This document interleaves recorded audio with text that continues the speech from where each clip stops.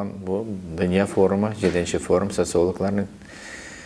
Біз сөйлештік біздің Түркі милләтләрінің социаль проблема турысында аннары біз бик көп статистик хабарларын үйрендік. Аннары анда бик көп кіші келгені, 100-дан артық ғалим кішілер, докторлар, профессорлар, көбісі енді Татарстандан, федераль университеттен, анары башқа ғалим кішілер. Біздің әуелгі Бірлік Союзының республикалардан да келділер, Орта Азиядан, Қазақстандан, Қырғызстандан, Түркменстандан, Өзбекстандан, һәм Түркиядан да келділер, бек 4 профессор. Сол енді проблемны, социаль проблемаларны сөйлештік. Нешегенде бұл милләт проблемаларын, нешегенде тіліне сықларға, милләтні, ненде тұрмыш әкәмәтлері, нешек халықтыра Татарстанда, башқа статистик, Башқұртстанда, миграция проблемаларын. Аннары енді бұл проблемаларына қосылған бұл глобалистик политика нешек бола. Шоның үшін қазіргі заман бек, қатар заман, бек шетін заман, чөнки бұл глобаль политикасы бек көп яңа проблемаларны шығарды. Бүтін дүнияда, мәсәлән, қазір көрәсіз, бек тез бұл вирус проблемасы да таралды дүния бойынша, чөнки бұл бүтін кіші түрлі яққа ери. Аннары енді миграция политика болғанша, бек көп кішілер, түрлі милләтләр башқа жері, татарлар да бек көп кете Татарстандан. Статистик бойынша Татарстанның баланс ең яқшы башқа регионларға қарағанда, чөнки не хәтле кеше кете, шул хәтле кеше келе. Но Татарстандан бек көп кеше инде оқыған кешеләр ките. Ну сез инде статистикадан да күрәсез, безнең инде вице-премьерлар, министрлар бек көп кешеләр Татарстандан да, бек көп дикторлар да татарлардан. Бек көп теге кечле бизнесменлар, инде технологлар, IT-технологлар, алар Москвада эшли. Ну шулай инде заманасы шундай. Аннары инде без глобаль проблема турысында теркләр әйтте, алар әйттеләр, бір дөньяның бір өлеше 1% кулында тота. Бүтән малларын, бүтән материалларын, байлыкларын. Икенче 99% икенче яртысын тота. Шунда бір дисбаланс, инде бір дөрес түгел. Ну, аны ничегендә уздырырга кирәк. Мен инде аларны ишеткәч, мен уйладым, инде я коммунист идеология, аны шунда да чыннан да ул бик зур проблема. Аннары инде бик зур проблема эшсезлек проблемасы. Чөнки хәзер бу заманасы электроник, компьютер, инде урысча әйтмәшләр цифровизация заманасы.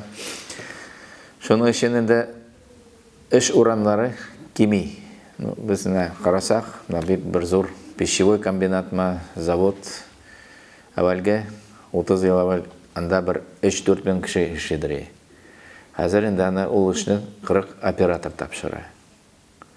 Хәзір енді алар көріне ол кішілер керек түгілдір.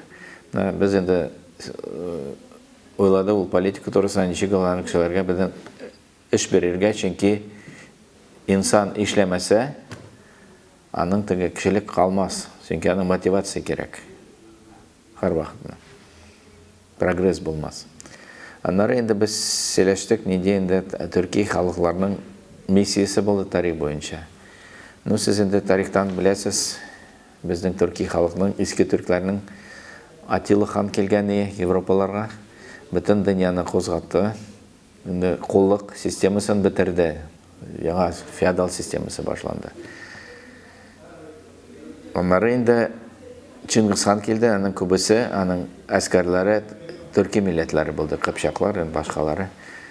Алар да бүтін дүнияны алыштырды, чөнки алар яңа халықның көшу бір дүниядан икенче, көнчыгыштан көнбатыш яклары китте. Аннары енді бик зур яңа мәмләкәтләр төзелде. Ну, беренче инде Чингис хан мәмләкәте ул зур, Евразия мәмләкәте ул беренче бик зур. Анда бүтән безнең Россия керде, Кытай керде, Иран, Төркия, Кавказлар бөтенесе Балканга хәтле. Аннары инде безнең Алтын Орда яшәгән, аның нинди яхшылыгы булган, әйтәләр инде татар монгольскийга, но аның файдасы да булган, чөнки алар бөтен теге границаларны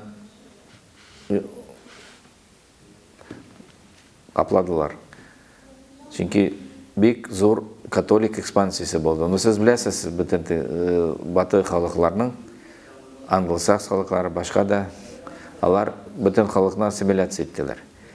Бөтен Балтикта, Урта Европада торган халыклар, слав халыклары, Балтик халыклары телләрен онытып, Пруссияны әйтсәк, анда пруслар, авалге литовецларга якын халык булган. Хәзер инде олицетворение русча әйтмешле прусского милитаризма. Аннары инде бөтен баты халыкларның, Англия, Испания, алар Америкада 60 миллион кеше бетерделәр. Алар да оспа микробларны тараттылар. Анда кешене бетерер өчен. Безнең төрки милләтләрнең политика башка булды. Чөнки менә Татарстанда яшәгән халыклар, беләсез, безнең дусларыбыз, күршеләребез, Мари халыклары, Угрфин, Удмуртлар, Мордва, башкалары, алар һәммәсе сакланды. Ничек инде сез аны акылга алыгыз? Бу халыклар хәрефсез, язусыз халыклар сакланды, бөтен гадәтләре бөтенесе сакланды. Чөнки Булгар вакытында да, Алтын Урда вакытында да, анда бер Чингисханның яса законлар буенча халыкны, кешеләрне милләт вә дин ягындан җәберләргә ярамый, ясактыр, алар әйтәләр. Шуның өчен алар ул халыклар сакланды. Алар аны мусулман диненә кертмәделәр, көчләп телләрен алышмадылар. Алар сакланды 20-нче гасырга хәтле, аннары алар инде үзләренең әлифбәне чыгардылар. Башка халыклар да, Европада да, Төркиядә да сакланды. Иң күп 3-14 гасырда Россиядә бик күп ширкәүләр салынган. Бик зур булган ул. Аннары алар яңа шәһәр салсалар, анда 4 ширкәү, мәчет, Будда, аннары инде еврей ширкәүен куйдылар, синагога. Шундай закон булды. Арабларның халифаты беткәч, Испаниядән аларны куып бетерделәр. Испанецлар, күрәсез, бер нинди мусулман калмады, анда яртысы мусулман булган. Арабларның халифаты беткәндә, аларның хәлләре бик читен. Европалар килсә, алар нәкъ Африка кары халыклар шикелле булыр, колониаль политикасы. Алар сакланды, дине дә сакланды, но алар инде асманы перегә килә. Мин пропаганданы әйтмәйм, просто статистиканы әйтәм. Аннары төрки милләтләр инде Улугбек, галим кешене беләсез, ул Тамерлан нәселеннән. Ул килгән җиңгән Индияны, аларның инде султан булганы, бөтен Индияны берләште. Ул шул хәлдә калды хәзерге заманга хәтле. Англичаннар колонизация итте, но ул саклады, ул бөтен диннәре, халыклары сакланды. Ул да 4 бабуршах, 4 хатынын алды, төрле диндән. Консенсус булды. Иранда да шахлары булды. Төрки милләттән Каджар династиясы, Азәрбайҗан дилендә сөйләштеләр. Минформа җибәрде, штаб җибәрде.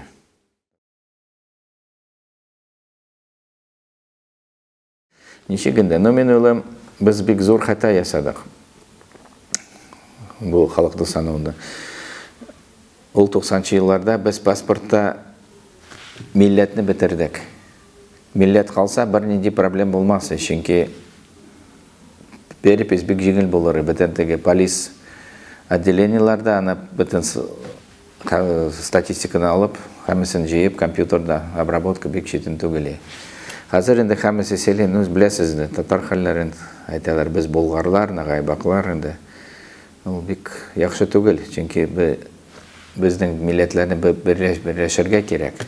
Иске заманда патша заманында бүтін теге якын төрки милләтләр безнең татарлар, ноғайлар, Кырым татарлары, Карачайлар, Балкарлар, енді Кавказ татарлары саналында. Алар телләре якын булса да, милләттә бергә булсын. Диалект төрле.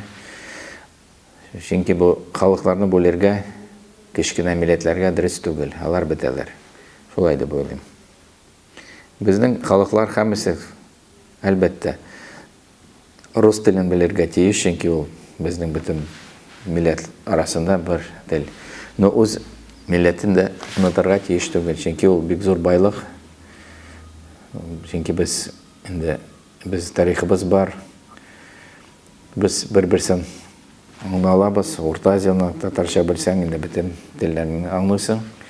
И ул үземнең практиктан мен әйтәм, кая барсам да, инглиз телендә сөйләшкәндә мин тырышам, англичә сөйләшәм мин, Төркиядә терекчә сөйләшергә тырышам. Башка милләттә белмәсәм дә телне, аны латин базасын тапсаң, аны сөйләшә аласың. Испаниядә, Италиядә, чөнки ул уган кеше булсаң, аны аңлата белерсең.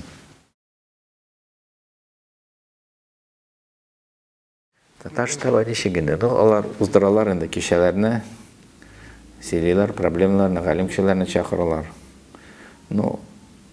Ничегендә аны әйтеп булмый, ул бик кичетен эш. Чөнки ул үзенең инде ничегендә. Без аны кешегә сөйләй алабыз, ничектер инде хөкүмәт эшенә инде керә алмыйбыз. Ничегендә үз кеше уйлый, аны сизергә тиеш, чөнки ул милләт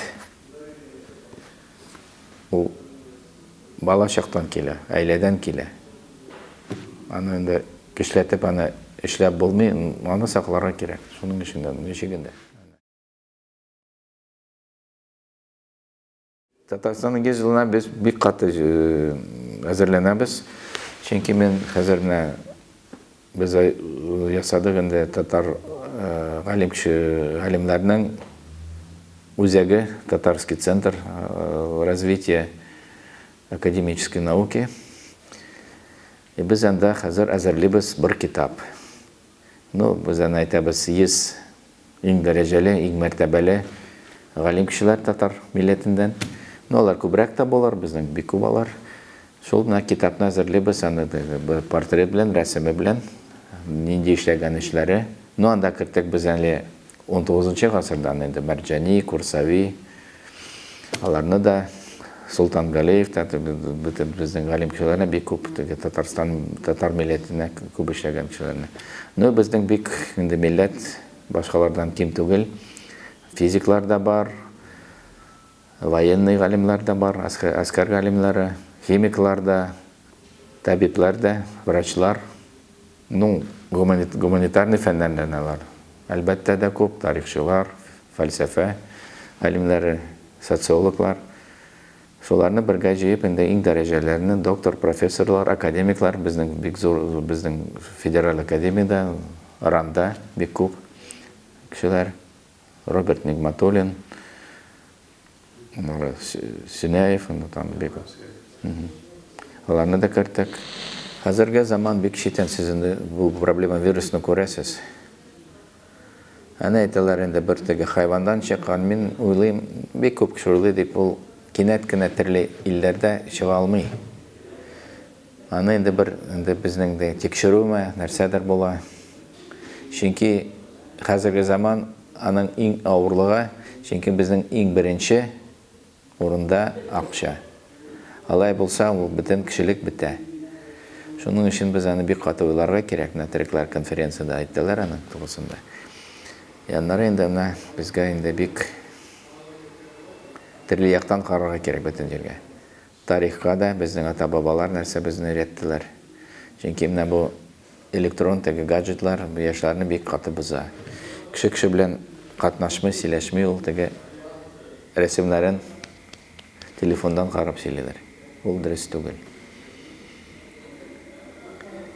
Чөнки ул техник цивилизациясе кешене ул ничегендә татарча әйтмәшләр, ул аны зависимостька кертә. Алматага ничек булыр инде? Ансын белмим, но ана бик каты уйларга кирәк. Чөнки менә бу әвәлге заманда безнең инде шул теге укытучылар алар бик каты безнең инде шул политикасы образовательный, белем политикасы бик көчле.